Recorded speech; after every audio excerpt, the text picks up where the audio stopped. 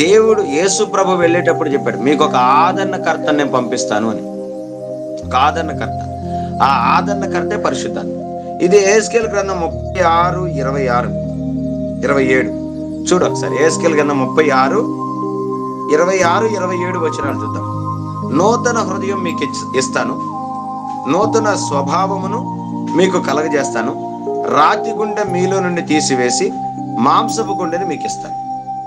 తర్వాత 27, నా ఆత్మను మీ యందుంచి నా కట్టడలను అనుసరించు వారిని గాను నా విధులను గైకొన్న వారిని గాను మిమ్మును చేసేదను.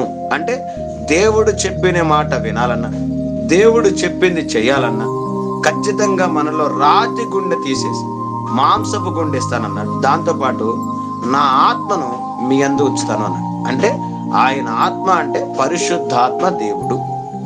ఈ పరిశుద్ధాత్మ దేవుడు ఎవరిలో అయితే ఉంటారో వారే దేవునికి ఇష్టలుగా బ్రతకగలుగుతారు, దేవుడు చెప్పింది చేయగలుగుతారు. ఎందుకనంటే పరిశుద్ధాత్ముడు ఎవరిలో అయితే ఉంటాడో ఇక వాళ్ళకి వాళ్ళ స్వభావానికి వాళ్ళ సొంత ఆలోచనకి సంబంధం లేదు. ఎందుకంటే కంప్లీట్ గా వాళ్ళు దేవుని ఆత్మ చేత నింపబడతారు.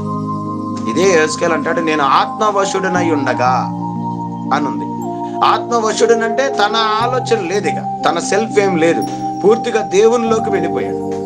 యోహాను కూడా ఏమంటారు ప్రకటన గ్రంథంలో, నేను ఆయన చూడగా నేను ఆత్మవశుడయ్యాను, ఆయన చూడడానికి నేను చచ్చిన వాళ్ళే పడిపోయాను. అంటే తన దర్శనాన్ని చూడాలన్నా తన స్వరాన్ని వినాలన్నా మన ఆలోచన, మానవ ఆలోచన పద్ధతులు పనిచేయవు. పరిశుద్ధాత్ముడు ఎప్పుడైతే వస్తాడో అప్పుడు దేవుని దర్శనం కనపడుద్ది, దేవుని స్వరం వినపడుద్ది, దేవుని చిత్తాన్ని మనం జరిగిస్తాం.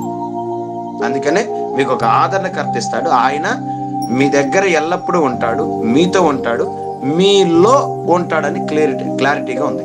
అంటే మనలో నివసిస్తాడు పరిశుద్ధాత్ముడు. అందుకనే కొరింథీ పత్రిక 3:16 మొదటి కొరింథీ, మీ హృదయమే దేవుని ఆలయం. అంటే పరిశుద్ధాత్ముడు నీలో నివాసం చేస్తాడు గనుక ఇక నీ ఆలోచన ఏమి లేదు, పూర్తిగా దేవుని ఆలోచనలోకి వెళ్ళిపోతాం.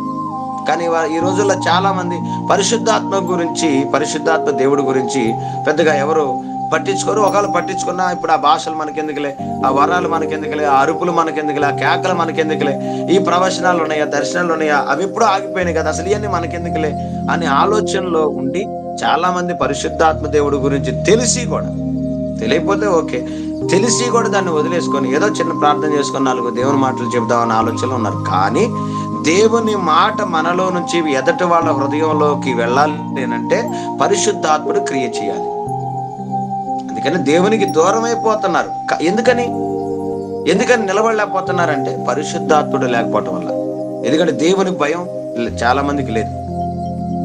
పునాదులు పాడైపోయాక పట్టణాన్ని ఇంకేం కాపాడదాం, బలాఢ్యులే పడిపోయారని రాసింది బైబిల్లో.